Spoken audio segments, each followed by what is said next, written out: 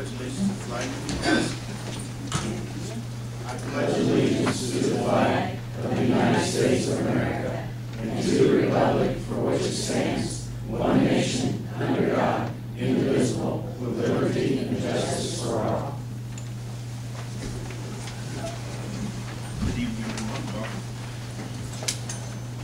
Today is Monday, August 4th, 2014. The time is 7 p.m. and the regular meeting of Greensburg City Council is called to order. Requesting all electronic devices to be silenced, please. Roll call, please. Bridgett. Blake. Here. Glenn. Here. Terry. Here. Darrell. Here. Jamie. Here. Thank you. We need to look at the minutes for the July 7th meeting and the July 21st meeting. Are there any amendments or changes that you see?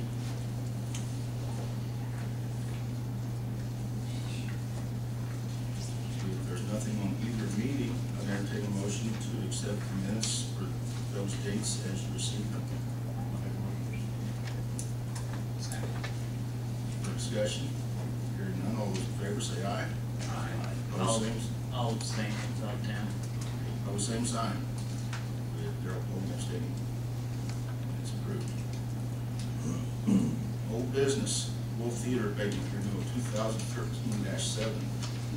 Should be a time to look it over and make sure everything is satisfaction.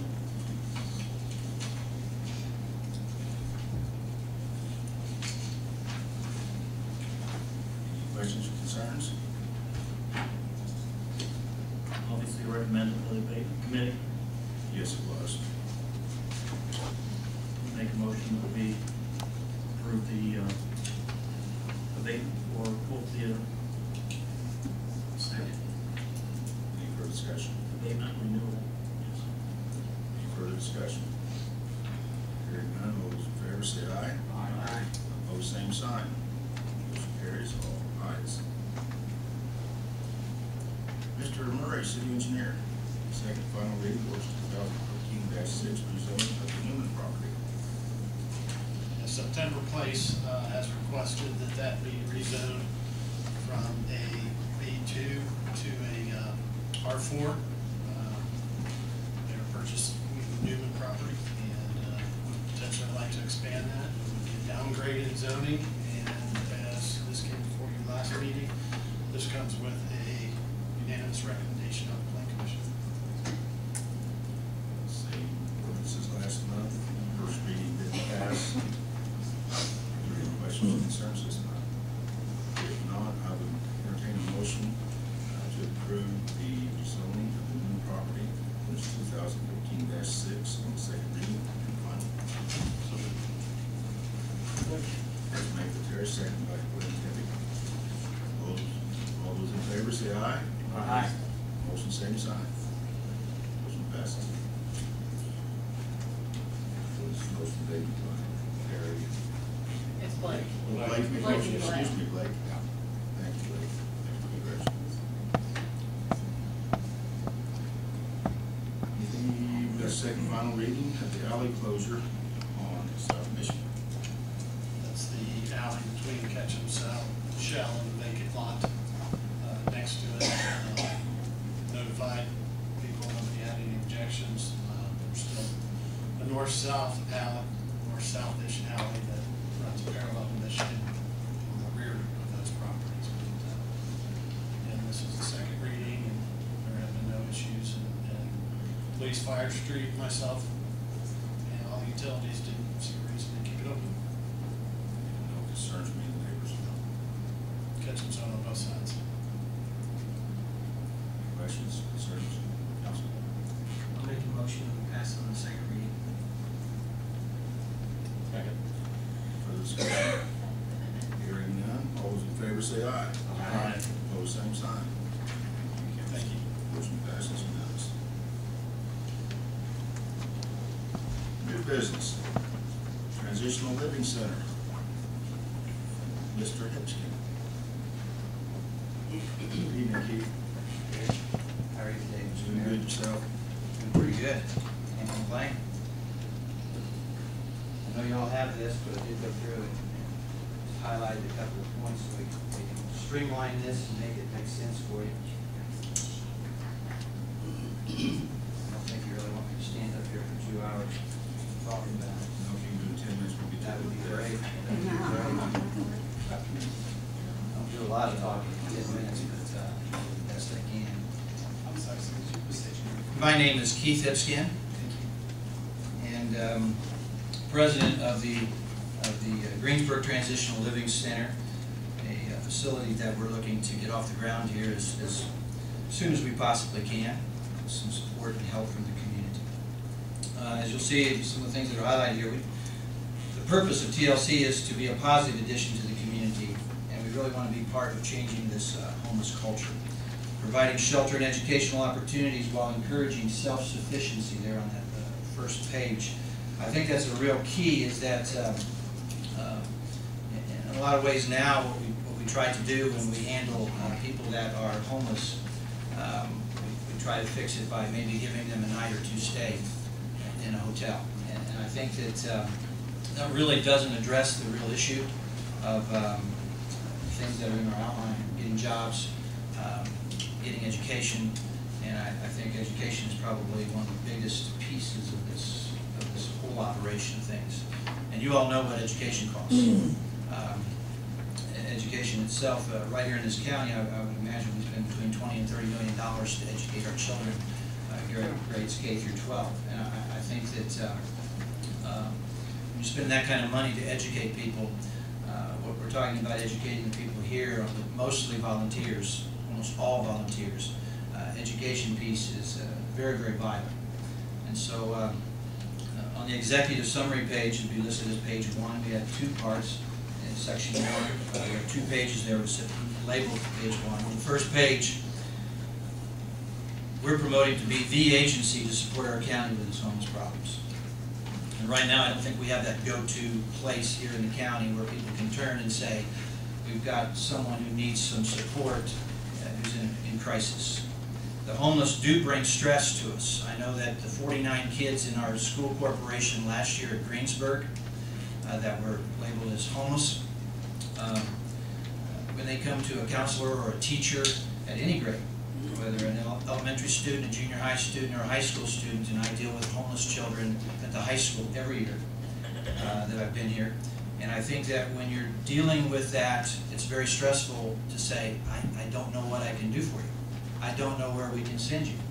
I'll make some calls. I'll call the trustee. I'll call some different churches. We'll gather some people. We'll call some past foster parents. We'll try to put you up for a few days. Those things are very, very real. And I've had parents send their children in to see me and say, just tell Mr. Hipskind we don't have a place to live. And the last party that took place with, as you can imagine, that family, 2 of them are now pregnant. They're 21. It leads to a lot of problems and concerns when children are looking for a place of refuge. Not to focus on the children here, but they are a big piece to this whole operation of things. In fact, that when their parents become homeless, it becomes a real crisis. Kids are affected. There on page 1, we want to be proactive.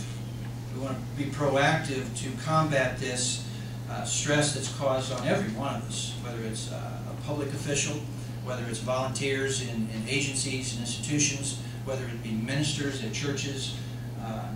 You can bank on it that churches are being hit all the time with people who need money to eat, who need money for clothes, who need money for shelter. And I think that when it comes to the shelter piece, we're really wanting to stretch that to the understanding that we can make the quality of life in Greensburg better. You know, it's probably hard to say that when small crimes are committed, a tool shed is broken into, a home is broken into, who's causing that? Whether it's a 19-year-old homeless person, a 30-year-old homeless person, we don't know. We don't know if they're homeless. But I know if I was homeless, I'd probably be pretty desperate about things myself. And so prevention of crime does play into this. And if you have gone down along the tracks here in town and seen the tents, if you've gone and taken a drive to find out the people that are walking up and down the street that you don't know that they're homeless, but they are out there, and they are potentially, at times, a nuisance or even a danger to our community. And as this number grows, I think that it's important to realize that things that are happening in our city parks, when they're in a car and they're asked to move, and then they go someplace else at Walmart, or they go someplace else to another location in town and they're asked to move, the policeman can tell you how many times they move someone who's trying to sleep at night in a car. That happens quite frequently. We're looking for a safe refuge for these people. Down at the bottom there on page 1, the plan is to help educate. You know, the more education we can give them, whether it's a simple education of making good choices, getting drug-free, getting a GED, offering literacy support, which is part of the plan, training people to stand on their own. There's a lot of good people, and you read about them all the time, that were homeless for a while, and they're now leaders. They're leaders in their communities as you read these success stories. I know that these success stories aren't always the case. There are certain people that have a hard time keeping a job, finding a job. And one of our goals here is to find them a job and give them a direction on how to get started and stay with them. We have Work One, we have DSI, we have a lot of great programs in our community, but when it comes to the homeless people, sometimes it's just difficult to get them there. And so transporting them there becomes a piece of that pie. I know that in my local church with Father John Meyer, he said he would be willing to discuss using their school bus to transport people. So St. Mary's would be willing to do that. A lot of churches would be willing to do that. We've discussed maybe the possibility of even purchasing a used vehicle, a car, a taxi service to help people get where they need to be. Because as a school educator, I know that I'm always driving across town picking up children. They won't come to school, or maybe they just can't get a ride to school because they missed the bus or there's a problem. And so finding a job, keeping a job, helping with resumes is a small piece to that as well, a pretty large piece actually. Assisting the homeless with budget counseling and managing their money. A lot of times people just unbelievably bad choices on how they handle it. Whether they go out to rent TVs and couches temporarily to put into an apartment or something, all of a sudden they're in debt because they made some bad choices. And, so budget counseling is a piece to that. And to work with businesses, work with government, work with agencies, work with institutions in cooperation and in coordinating and leading the nonprofits and other people in the community. Right now, I don't think that we really have that liaison group that can connect all of those people like we plan to do. The second page of part 1 there, TLC has a facility in mind. You've already heard that. The building there at St. Mary's is up for sale, and that's why we're talking to you all. TLC is willing to be administrators. We're willing to work, roll our shirt sleeves up and do that. And we also are part of developing this marketing plan that will go out. Just getting a jump start to this is important so that we can be the go-to place in the county when people are really, really down and out and they're in crisis. On page 2, the customer analysis. The Agape Center over the last 4 years is open 3 days a week, 3 hours a day, and the number of people that they see is unbelievable. And if that's true in every one of the institutions that we have in town, they're just going probably from place to place to place. And anytime that you offer clothing, anytime that you offer food, you have lines. Whether it be Gleaners now, they want to double up their services to our county because they recognize the need in our county. And when there's a need, they're going to be here. It's projected with the number of clients that have been seen that we're on track right now to have 60 clients to be homeless here in this community this year. 30 were seen in the first 6 months, and it's a projection. I would say that it's a seasonal job. I think that a lot of people will sleep outside a lot more freely when it's 75 and 80 degrees like we've had. But when it gets pretty cold, the numbers can definitely increase as well. So, but the numbers here, it's projected to increase by 30%. In the school business, it's up 121% across the state of Indiana. And so when you have homelessness in the state of Indiana with children up 121% in this state, it's right here in Decatur County as well. It's not something we like to talk about, but it's very, very real. When a crisis is present and a quick solution is necessary, our volunteers in this county have to make very, very quick decisions. It's not like we'll come back in a week, let's see what we can do for you. We have to make quick decisions to do the very best we can with very limited resources. If any type of crisis happens, we have a family that loses a home because of fire, of course Red Cross is going to be in there, but there is that liaison time, that period of time when we can help, maybe for a few nights, maybe for a few weeks. We can help the Red Cross and other agencies that step in. So there's lots and lots of avenues that can take place in offering shelter and offering a safe landing spot for people. On page 3, the Greensburg Transitional Living Center. I know this was shared previously that we've had groups go to other sites, and I think that when they visited Hancock County, they visited Greene County, some of these counties do unite. Most of our homeless people, the kids that I dealt with at the school level, we usually had to send down to Aurora or down to Lawrenceburg. We transported them as a school corporation. We transported them down there. But I think that to be able to have that facility close at hand, I know children's a little different scenario, but to have a facility that can house 18, 19, and 20-year-olds is a big plus because we have a lot of them in our school. The goal here would be that this would be up and going before the first snowflake falls, as Horace Reese said. It's important. It's important to get that prior to another winter like we had. Hopefully we won't have another winter like we had. But if we do, I think to be ready for that. Once in a while we have those cases of felons. We have cases of veterans who have been cleared, who are out, who are in special need, who can bring some problems to our society, and we can't ever turn our back or neglect the fact that they come from all walks of life. The operational plan there on page 4 talks about how this thing will run, how this thing will go. Starts with the facility. If you've had a chance to read that, we would prefer to start with a group of men. Men are easier than women and families of children to start with. We would prefer to start a transition itself with this facility with men. Some people would like to say that, well, you got to have, all of this and that. We just want the very basics: one big room full of beds.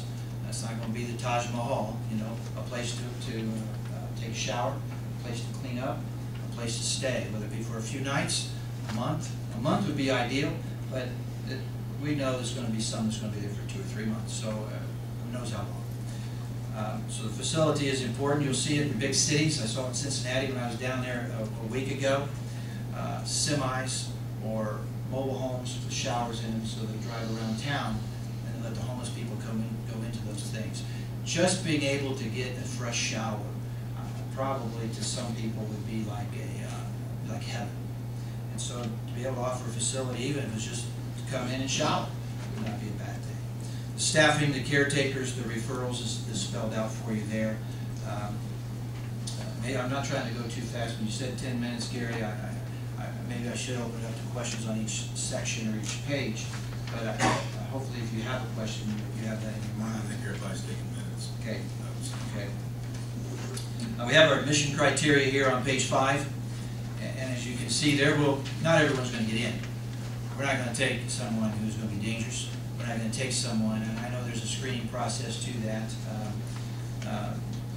and that would be done in a way to make sure that people are safe. So when it comes to violent crimes or sexual crimes that have been committed by people, there has to be a way of going about the right steps to allow someone in there for the safety, because before the door ever opens up, the safety questions are the first things that have to be addressed. Okay, security, lockdown doors, safety on being able to, from fire to procedures to get people in and out of the building safely. Okay, so there is admission criteria. The management team, there is spelled out here that with the 8 people on the board, we have over 200 years of experience in working with people. which may say that we're just a bunch of old people with a lot of time involved, and that's really true. But wisdom comes with that at times too, I hope. Maybe that's why some of these gray hairs occur for some of us, is being able to utilize our volunteers and the people who are committed to offering love and support to the people in crisis. That's spelled out for you there on page 6. Second part of page 6, we are suggesting to have a director.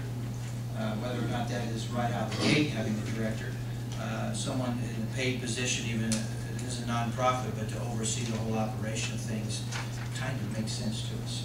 To run an operation of this magnitude, where you got all the training and all the overseeing of personnel and people, even if they are volunteers, there's a lot to it. And so we've put together a package here to have a director, and then to have caretakers, whether they be full-time caretakers or sub-caretakers. People do need a day off once in a while from this kind of lifestyle, and being able to fill people in to sub for them would be important. And then the volunteers are along with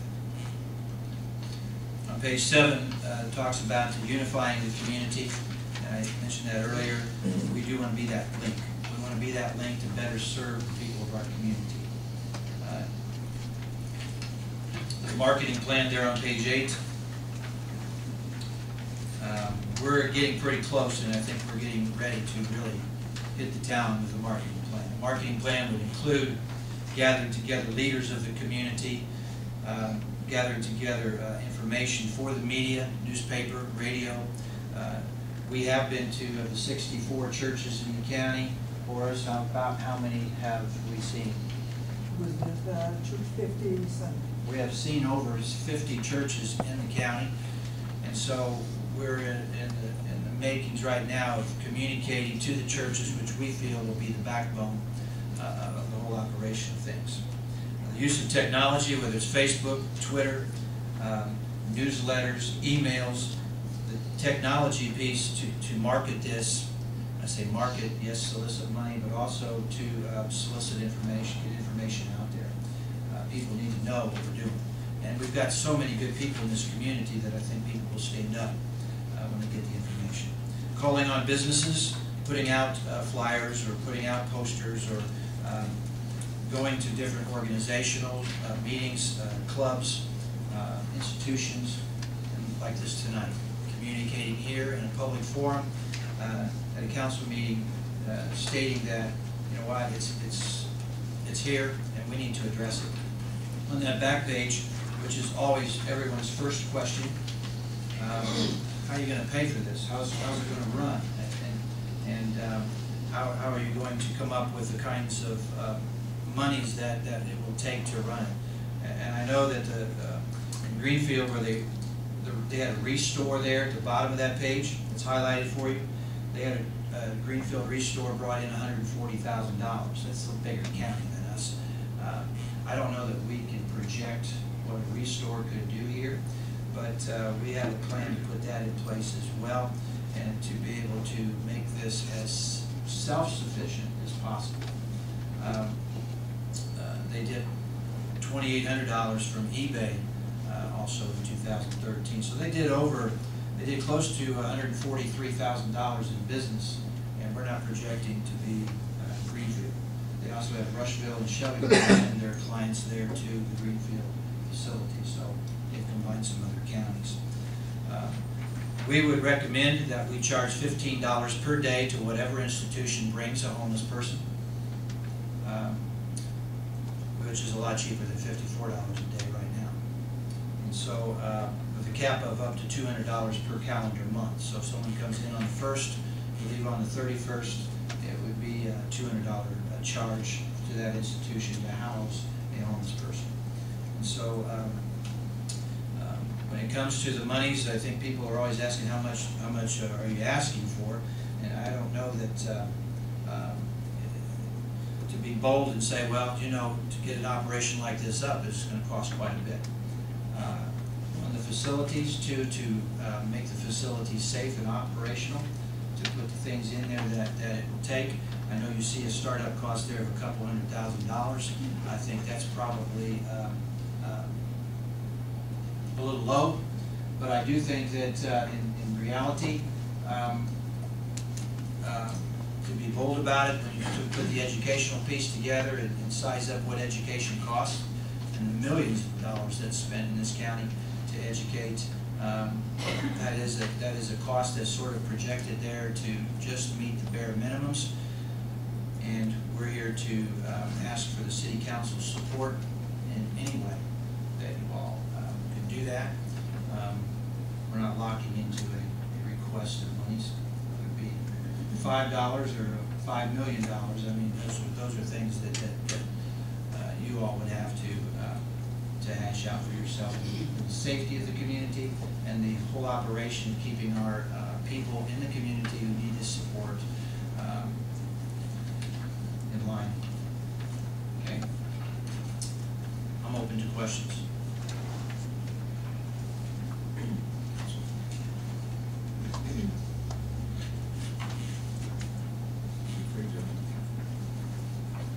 Are you gonna feed people too? Yes, we will feed the I people. didn't see anything on food. Yeah, and that's because right now the negotiation's a little bit behind the scenes, mostly with the Bread of Life.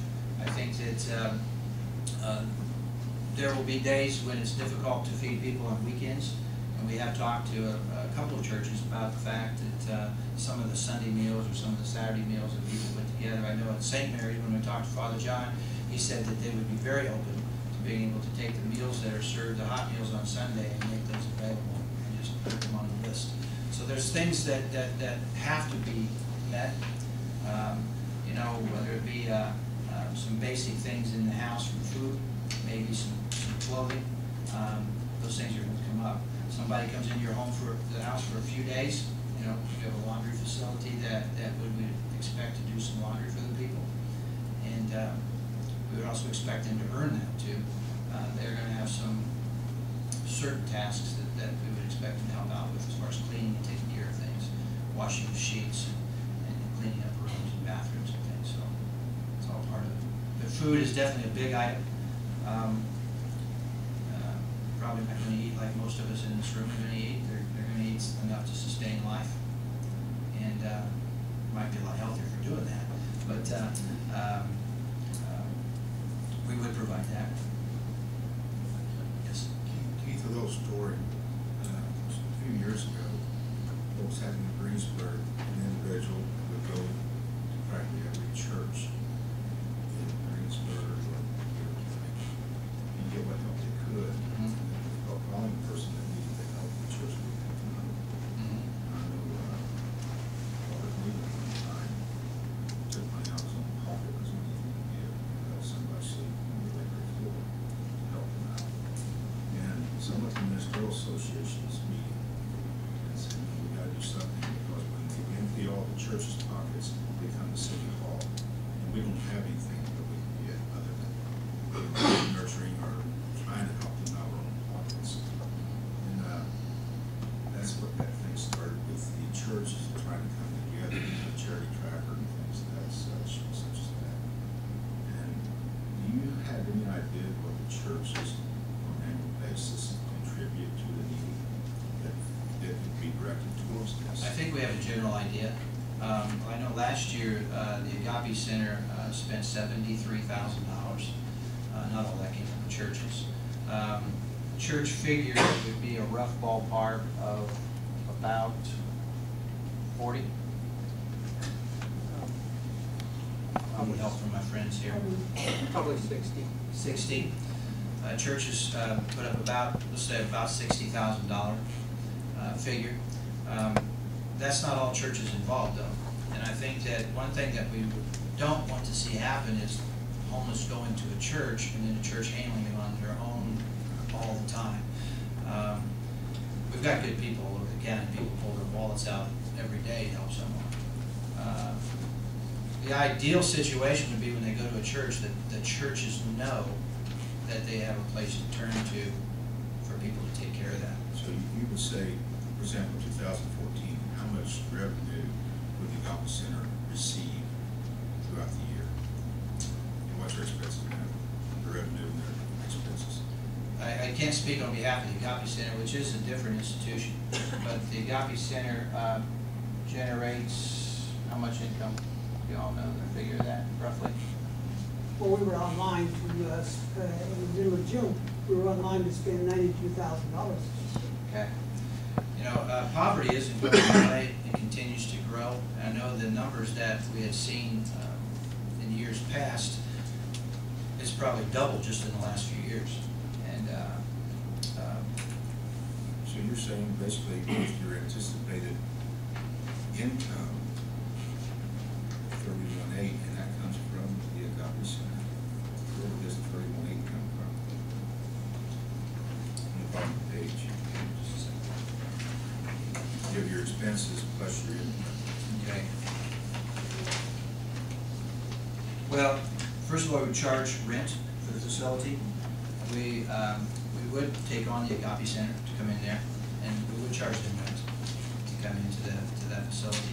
That rent would basically be utilities. And the reason I'm asking this, you know, even when you get started up, you have to maintain it. Yes, we do. We do. It is a concern. I mean, anytime you have a nonprofit that is projecting to spend, you know, $30 or $40 or $50,000, it is a concern. And I think that those are numbers that we feel pretty confident to be able to reach, mostly through the goodness of the people of the community. Yeah, it looks like what the people are contributing now would be more than enough to maintain this. Well, What they've been spending Mhm. right now for the homeless, putting them up in motels at $50 to $70 a night, and trying to feed them and clothe them and give them gas money, and it all adds up. If all this money's coming to one place. But the homeless piece is only about 20% of the revenues. And so it might look better on paper that if you're spending $73,000, that would just go right on into the homeless. But the homeless are also just a small portion of the people that are serviced. The people that are truly serviced, if you see a couple thousand people during the year for electric bill, a light bill, some food, a gas card, that is the biggest piece to it. The purchasing of a hotel room is very, very small percentage of it. And the thing of it is, the hotel bills that are paid, it's not cost effective, because you're saying you're homeless on Monday, we're going to put you up for a few nights, you're still homeless on Friday. And the idea would be to get those people somewhere as fast as possible.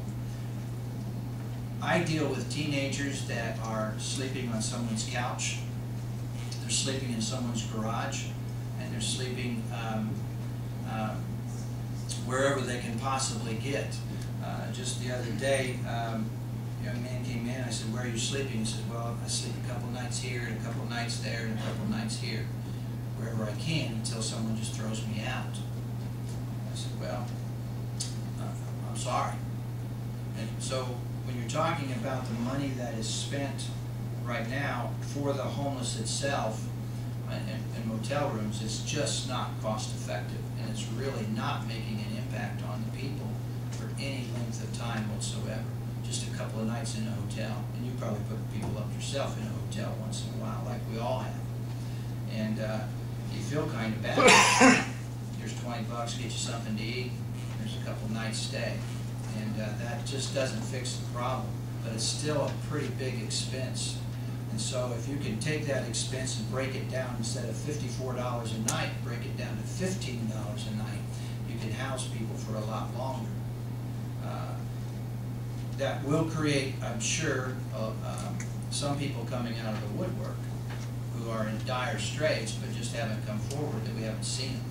I know the Agape Center, since they've been functioning, has really decreased the amount of people who show up to City Hall when they come. Yep. Yep. And I don't know what a fair price to put on something like that is. Anytime that government spends certain amounts of money nationally to make sure that riots don't break out, or this doesn't happen, or people aren't committing more and more small crimes out there, or big crimes, turning to drugs, turning to selling drugs, I know those things are on a rise. There's, I go to all the meth lab trainings. Take a Coke bottle and go make you a meth lab, and hope you don't get caught. That's one way to, I guess, survive. It's one way to make money. And you know, and I know, that there are teenagers making thousands of dollars a year selling drugs. And it's very real. And so, Basically, the clientele will be from Decatur County, occasionally people out of Decatur County passing through. yeah, there will be that. We would like to believe that we'll take care of our Decatur County people. If you're in Decatur County and you're in crisis, we're not going to turn our back to you. So if there's people passing through, which there will be. Honda's going to bring some folks in. When we have the amount of government subsidized apartments that continue to go up in Greensburg, when those kinds of things happen, there's certain folks who come into a town looking for a job at Honda without a real plan in place. And when they just show up here, they wind up seeing people at the Agape Center. They'll wind up at Transitional Living Center, and they might say, I'm from Alabama, I don't have a place to stay, I'm trying to get on here.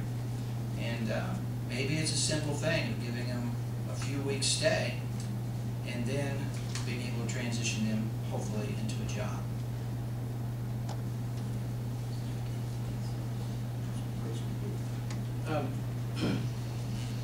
As I said to Doris last month, I commend you all for stepping up to do this.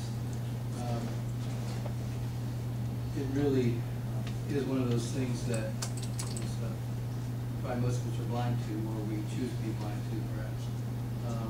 But I believe the people that you all involved are honest people, that the Agape Center is doing what you all have said in terms of the numbers of clients and the numbers of people that you put up. And like you say, a couple nights does take care of immediate need. At least you provide that dignity for that period of time. But it doesn't take care of any systemic problem that's there.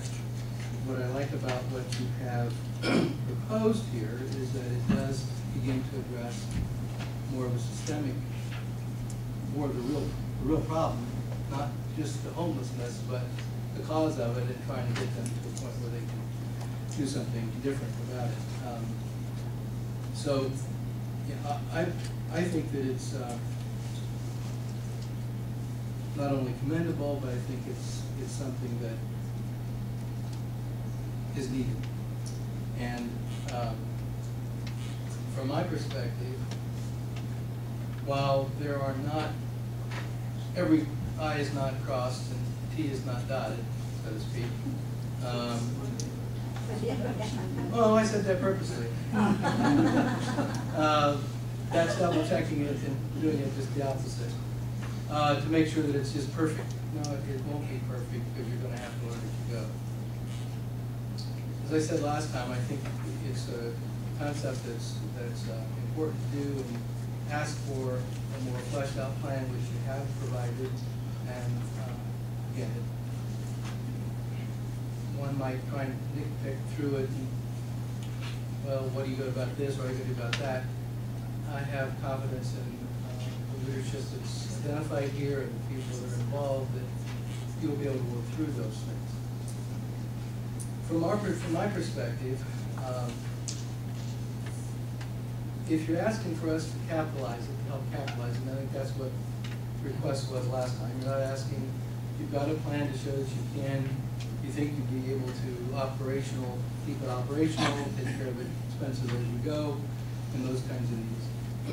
Capitalizing it, I think, is something that maybe is putting an asset into the community that I think is worthy of community support, not only community support from those generous persons out there and institutions, but also the community as a whole, city and county, because it will be serving county people, I know, as well as we do serve county people in the Agape.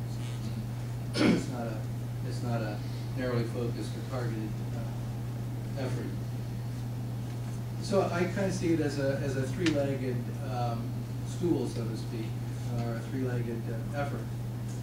And meeting city doing something, county doing something, and the community doing something. The community obviously is going to come from a wide variety of places.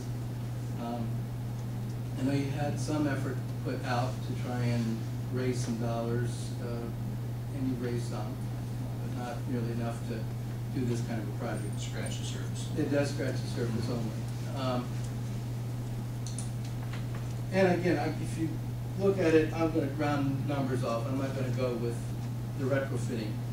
That might be another, just talking about getting the facility in hand so that you can begin to work on it and begin to minimally begin, maybe only man it first so you, until you get all the renovations made and everything else. But, so you're looking at roughly $120,000. Yes. Around that. Yes. I would propose, or I would see, and this is thrown out for conversation, discussion, and maybe not a decision, and I maybe ponder another 30 days. But of 3 divided, 120 divided by 3 is 40. So the city would do 40, county would do 40, and you would raise through community efforts, through businesses or other groups or however you go about that, another 40. I think you could have enough resources to cover the cost of the building. And I guess I'm also saying maybe up to 40.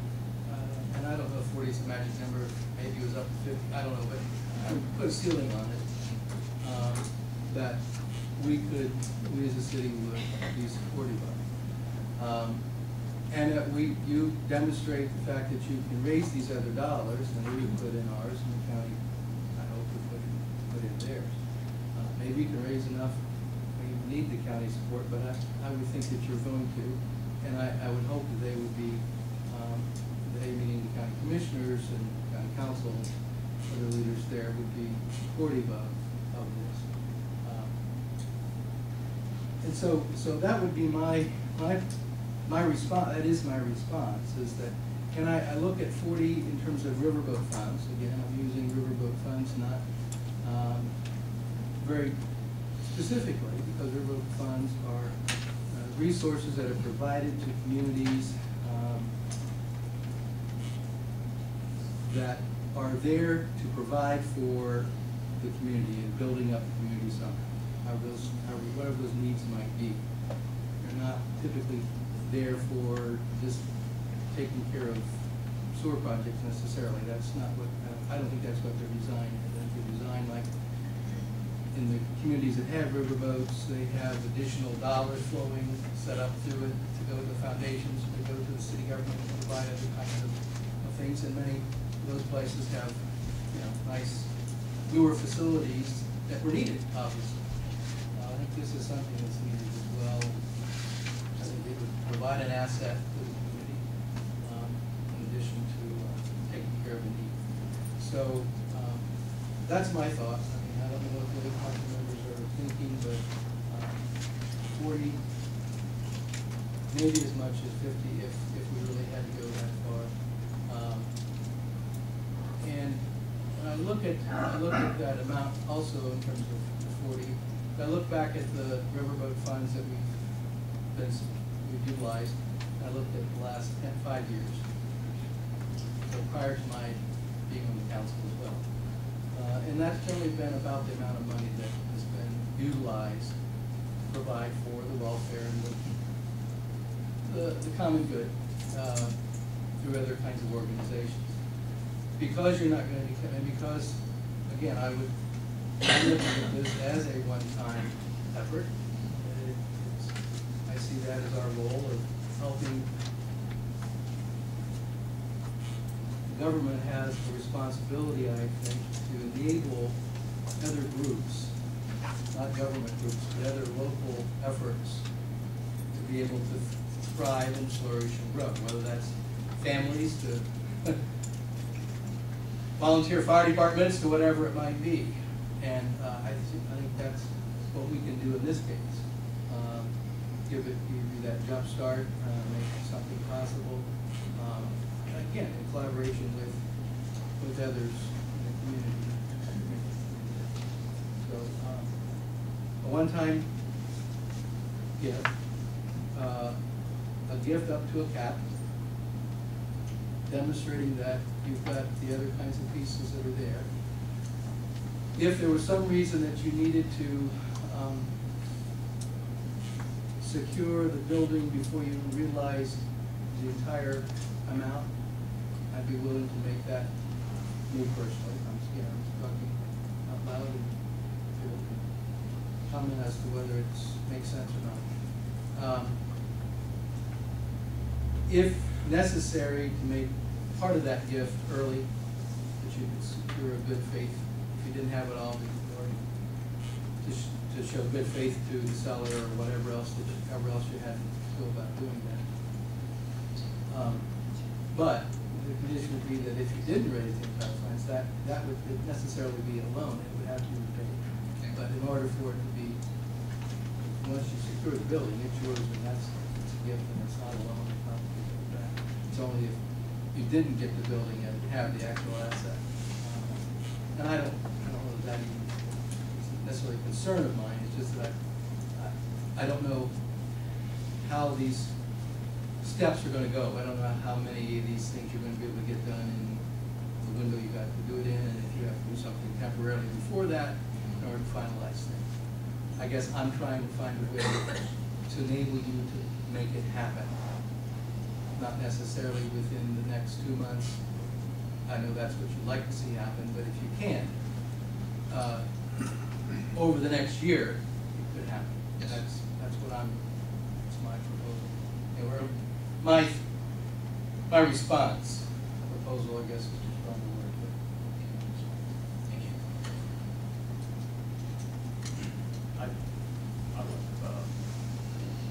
I like the idea of the city along with the county and the private funds that you're going to raise to the ice cream socials. Or, Yes. it's an idea. It's probably an ice cream social. Sure. Yeah. But the idea would be events like that to raise money, to bring awareness, to bring the community together, to get a backing of this building. And I think, to reiterate, a one-time gift, and to not just speak to Councilman Kane, because I'm sure he's going to come here shortly, but this is not going to be a year-to-year funding from the city. This would be a gift for this building to get it off the ground, and things go private funds at that point, or however you are able to sustain. I would probably be more on the path to go a ceiling of 40,000, and probably no more would be my thought, because of the round numbers. So that's, I guess, my piece, and I think that this is a need for the community. I think you guys have done a great job on researching, and you're there in the trenches, understanding what is happening, so I commend you guys on your due diligence, and I think this is what we may need to go in that direction, so that's my opinion. I guess I'll give my comments now. I really do applaud you for your efforts with this. I think this would be an awesome asset to our community, and it would be a great asset. And not being insensitive, because we talk about all these high school kids that are living on couches. That was me in high school. I was homeless the last 3 months of high school, bouncing from couch to couch, making it through school. And so I sympathize and I understand where you're coming from with that. However, I really think that we have to stop funding non-for-profit organizations with tax money. And I know you're saying it's riverboat. Riverboat money could be used for ADA sidewalks. You know what I mean? It could be used for other community projects that we're not complying with as well as we probably could be, but the money, the funds aren't there. We've got a lot of other needs, and I think that we need to make sure that we happy to stop and get out of the business of funding non-for-profit organizations. And I don't mean that as a slam here at all, because I think this is a wonderful, wonderful idea. I just don't feel this is the way to fund it. So I should take it, we don't have your vote. I understand. There are a lot of things I would like to say. However, I am on the board of directors of the Agape Center. So when a vote is taken tonight, if a vote is taken, I will abstain. And I have been advised by council that I should not make statements for or against the project. I will say that I do applaud, as Jamie has said, and the rest of the council, I applaud this organization for doing what you're doing.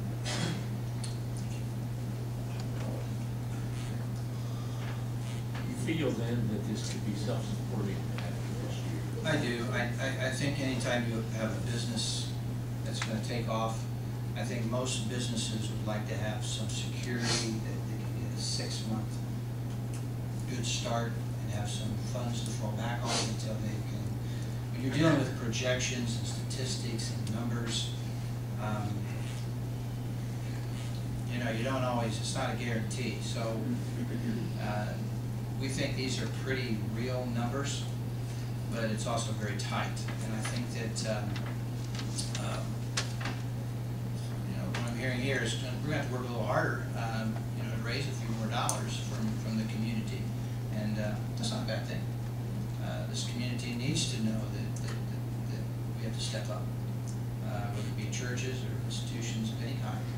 And I think that to get things started and get things started on a shoestring and a prayer happens every day in this great country of ours.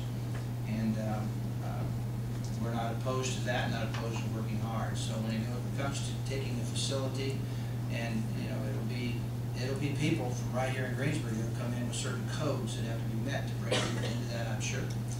And who knows where we're going to run into with construction, who knows what we're going to run into building an apartment or changing some bathroom facilities and that. So housing, purchasing the property is the very beginning point.